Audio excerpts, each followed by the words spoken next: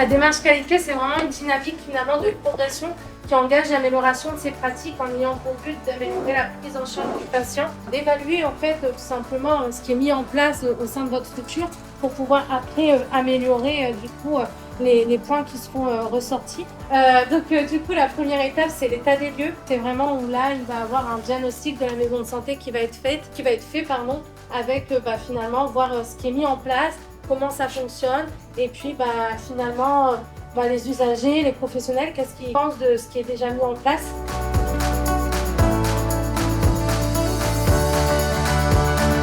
Vous allez partir sur la mise en œuvre, donc vous allez mettre en place cette action-là que vous avez préparée et puis vous allez l'analyser et l'évaluer. Une fois que c'est analysé et évalué, on va repartir sur un état des lieux. Voilà, c'est vraiment continu en fait.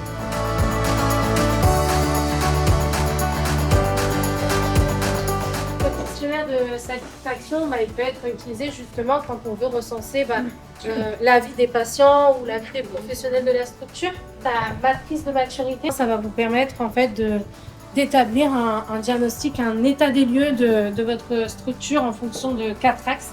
La matrice de criticité, c'est un tableau qui va vous permettre de prioriser les actions. Ensuite, il y a la méthode QQ-OQCP, je pense que beaucoup d'entre vous la connaissent, pour cadrer en fait un peu vos idées quand vous lancez dans un projet. Donc qui, quel projet, où, quand, comment et pourquoi.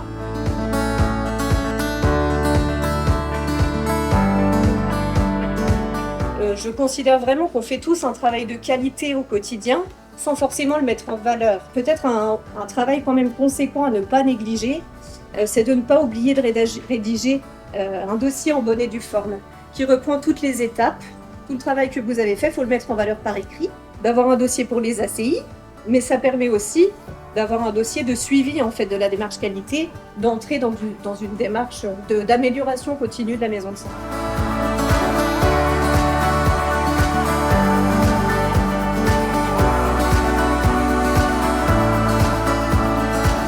C'est une multiplication qui est faite entre la fréquence de la problématique, donc si elle revient régulièrement, et son importance. Mais évidemment, il n'y a pas que ça à prendre en considération pour mettre en place une solution sur cette problématique-là, mais il y a aussi derrière toute cette faisabilité, en fait, toute cette question de faisabilité, de mise en place de l'action qui est parfois, c'est pas forcément évident parce qu'on n'a pas les ressources adaptées.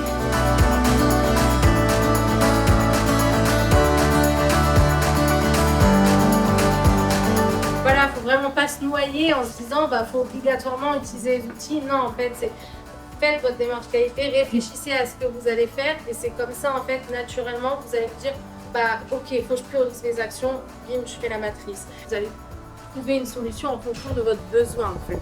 Le but de ces exercices-là, c'était de vous poser en réunion et que vous dites ok, finalement, comment on utilise cet outil-là, à quoi il nous sert et qu'est-ce qu'il faut mettre dedans.